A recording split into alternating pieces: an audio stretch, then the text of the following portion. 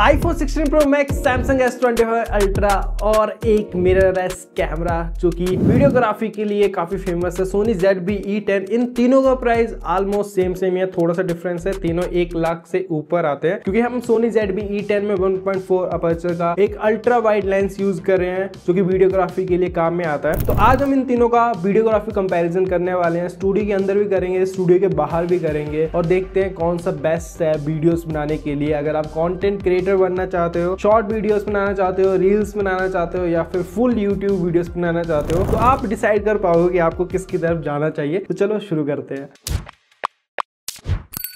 Alright guys, तो अभी तीनों के साथ में हमने रिकॉर्डिंग ऑन कर दी है। फिलहाल हम रिकॉर्ड कर रहे हैं तीनों में अल्ट्रा वाइड में। सबसे पहले सैमसंग है, सेंटर में हमारा आईफोन है, थर्ड नंबर पर हमारा मिररलेस कैमरा है। और मैं आपको बता देता हूँ इसमें जो लेंस लगा है ये सोनी का ही लेंस है और 1.5 अपर्चर के साथ में आता है। 70,000 का ये लेंस है, 60,000 का कैमरा है, तो इन्हीं के प्राइस के आसपास आता है। वीडियोग्राफी के लिए बेस्ट है। तो यहाँ पर अल्ट्रा वाइड में स्टूडियो के अंदर जो क्वालिटी आ रही है तीनों की आप साइड बाय साइड देख सकते हो। आपको किसकी बेटर लग रही है आप बताओ कमेंट सेक्शन में। और यहाँ पर फिलहाल मैं माइक यूज कर रहा हूँ, इनका माइक हम आउटडोर में यूज करके दिखाएंगे कि किसका माइक बेस्ट है। और सैमसंग और आईफोन में हमें मल्टीपल लेंसेज भी मिल जाते हैं और मिररलेस कैमरा में आपको अलग से लेंस लेना पड़ेंगे, वो बहुत ज्यादा कॉस्टली हो जाता है। इस बात का आपने ध्यान रखना है। और मैं मिररलेस कैमरा की बात करूं तो इसमें फिलहाल हम ऑटो मोड यूज कर रहे हैं, मैनुअल सेटिंग हमने नहीं रखी है। इसके अलावा स्टेबलाइजेशन भी हमने बंद रखी है क्योंकि अगर हम स्टेबलाइजेशन ऑन करते हैं तो फिर अल्ट्रा वाइड नहीं रहता है, क्रॉप कर देता है ये फ्रेम को। और ये कैमरा क्रॉप सेंसर है, तो इस तरह की क्वालिटी मिल रही है। इसमें प्रोडक्ट शोकेस मोड भी देके रखा है, वो फिलहाल बंद है। और अगर मैं फोकस दिखाऊं आपको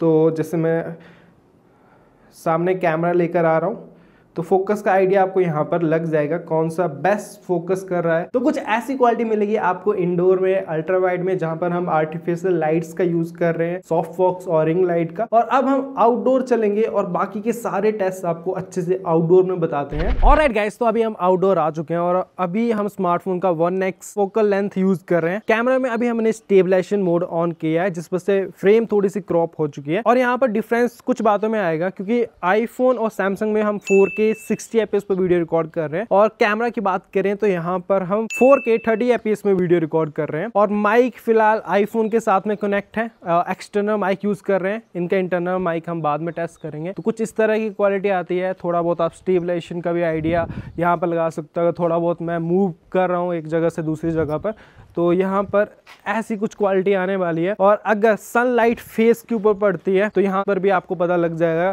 किसकी क्वालिटी आपको बेटर लग रही है। अभी सनलाइट डायरेक्ट फेस के ऊपर आ रही है और अगर ऑब्जेक्ट के पीछे सन को लेकर आते हैं उसके बाद, और अभी सन बैक साइड में है, तो अब बताओ कौन सा अच्छे से डायनेमिक रेंज और वाइट बैलेंस को मैनेज कर पा रहा है। ऑटो पर है हमारा कैमरा और ये दोनों स्मार्टफोन भी ऑटो पर वर्क कर रहे हैं, कोई मैनुअल मोड यूज नहीं किया जा रहा है। और अब हम सिनेमैटिक मोड टेस्ट करने वाले हैं, तो सिनेमैटिक मोड की तरफ चलते हैं। ऑलराइट, तो अभी हमने सिनेमैटिक मोड ऑन कर दिया है और अभी एक बात सेम है, तीनों ही डिवाइसेस में 4K 30 fps में वीडियो रिकॉर्ड हो रही है। और कैमरा में डिफोकस मोड ऑन है जो कि बैकग्राउंड को ब्लर कर देता है। आईफोन में सिनेमैटिक मोड ऑन है और सैमसंग में पोर्ट्रेट वीडियो मोड ऑन है, तो बैकग्राउंड ब्लर हो जाता है। तो कुछ इस तरह की क्वालिटी आ रही है। फोकस अगर आपको दिखाऊं, फोकस टेस्ट करने के लिए कैमरा के आगे मैं वाटर लेकर आता हूं।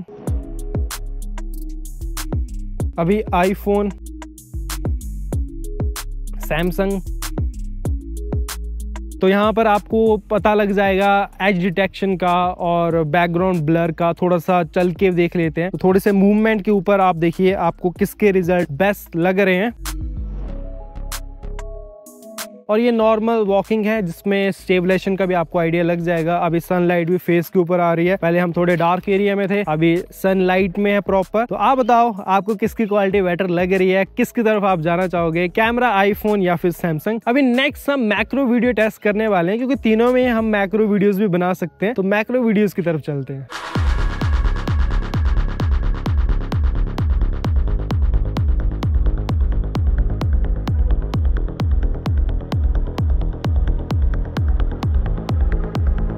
ऑलराइट गाइस, अभी हम वीडियो स्टेबलाइजेशन टेस्ट करने वाले हैं, लेकिन उससे पहले सब्सक्राइब बटन प्रेस कर दो और लाइक भी कर दो वीडियो को। और स्टेबलाइजेशन टेस्ट हम करने वाले, इसके पहले मैं आपको बता दूं, कैमरा में वीडियो स्टेबलाइजेशन मोड हमने ऑन कर दिया है। इसके अलावा सोनी की एक ऐप आती है, एक सॉफ्टवेयर आता है जिससे हम वीडियो को और भी ज्यादा स्टेबल कर सकते हैं। तो वो हम करने वाले हैं कैमरा में। आईफोन में एक्शन मोड ऑन है और सैमसंग में सुपर स्टेडी मोड ऑन है। अब देखते हैं स्टेबलाइजेशन, लेट्स गो।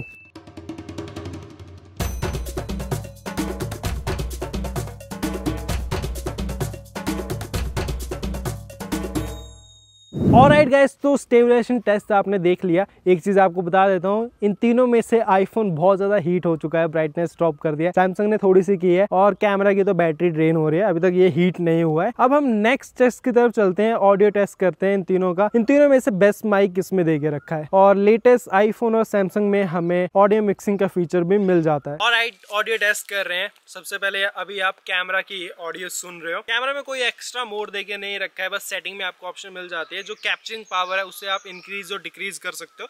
तो अभी नॉर्मल मोड पर है ये। तो जो मेरी ऑडियो है कैमरा डायरेक्ट कैप्चर कर रहा है। अभी आईफोन की बात करें, आईफोन में ऑडियो जूम भी मिल जाता है। अगर मैं मूव करता हूँ थोड़ा दूर तो वहां से ये मेरी ऑडियो कैप्चर कर लेगा। और इसमें ऑडियो मिक्सिंग फीचर भी देके रखा है, तो बैकग्राउंड एनवायरमेंटल नॉइस को ये कैंसिल कर सकता है। सिनेमैटिक मोड भी देख के रखा है ऑडियो में। तो सैमसंग की बात करें तो सैमसंग में भी हमें ये सारे ऑडियो मिक्सिंग वाले फीचर्स मिल जाते हैं। लेटेस्ट मॉडल है क्योंकि ये सैमसंग की ऑडियो अभी आप सुन रहे हो। तो सैमसंग में आपको कैसी आउटपुट मिल रही है आपको यहाँ से पता लग जाएगा। तो अब आप बताओ कमेंट सेक्शन में आपको किसका माइक सबसे ज्यादा बेस्ट लगा। इस चीज को आप अच्छे से एक्सपीरियंस करने के लिए आप ईयरफोन भी यूज कर सकते हो। और कंटेंट क्रिएटर्स के लिए मैं यही रिकमेंड करूंगा, अगर आप कैमरा ले रहे हो तो स्पेशली आपको अलग से एक्सटर्नल माइक तो यूज करना ही पड़ेगा।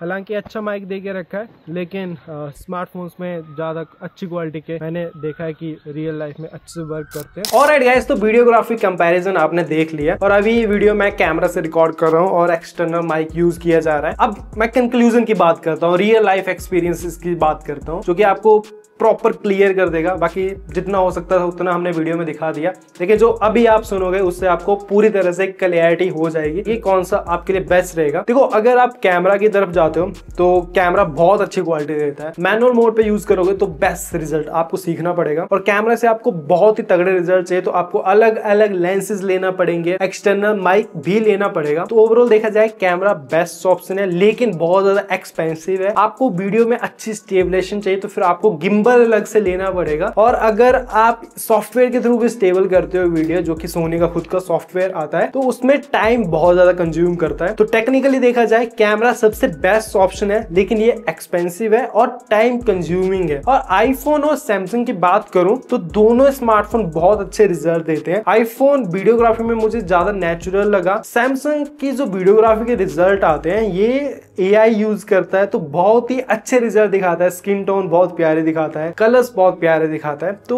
ज्यादा एडिटिंग वगैरह करने की जरूरत नहीं पड़ेगी। ये बहुत अच्छी बात है। माइक्स दोनों के ही अच्छे हैं, बाकी आपको किसके बेटर लगे वो आप कमेंट सेक्शन में बता सकते हो। और आईफोन में मैं एक चीज फेस की है मैंने, कैमरा मल्टीपल टाइम्स यूज करने पर ये स्टक करता है आईफोन का कैमरा। मेरे साथ ये हो रहा था, सॉफ्टवेयर इशू था। और मैंने ये सेम चीज सौरभ जोशी के ब्लॉग्स में भी देखा था। वो भी जैसे कार में एप्पल कार प्ले के साथ में फोन कनेक्ट होता है, ब्लॉग बनाने के लिए कैमरा ओपन करते हैं तो कैमरा स्टक कर जाता है। तो थोड़े वो सॉफ्टवेयर इश्यूज हैं आईफोन में। गाइस, कैमरा की बात कर लिए, अगर मैं स्मार्टफोन्स की बात करूं तो कंटेंट क्रिएटर्स के लिए आज के टाइम पर अगर आपका बजट कम है, मतलब आप 1 लाख के आसपास लेकर चले हो, तो मेरे हिसाब से आईफोन या फिर सैमसंग S24 या फिर S25 अल्ट्रा बेस्ट ऑप्शन रहेगी। क्योंकि ये जो डिवाइसेस है इनके अंदर आप वीडियो एडिटिंग कर सकते हो, टेलीफोटो लेंस अलग से मिल जाता है, अल्ट्रा वाइड लेंस अलग से मिल जाता है, ऑडियो मिक्सिंग फीचर देके रखा है। तो आपके पास बहुत सारी ऑप्शंस हैं। थंबनेल के लिए फोटो क्लिक करना है आप क्लिक कर सकते हो, बाकी AI टूल्स की मदद से एडिटिंग बढ़िया हो जाती है। तो टेक्निकली देखा जाए मैं आपको सिर्फ ये कहूंगा, अगर आपके पास पैसा है, बजट को लेकर दिक्कत नहीं है, तो फिर आप कैमरा की तरफ जाना, वो आपको दी बेस्ट रिजल्ट देगा। अगर बजट को लेकर थोड़ी दिक्कत है तो फिर सैमसंग या फिर एप्पल, दोनों ही आज के टाइम पर दी बेस्ट है।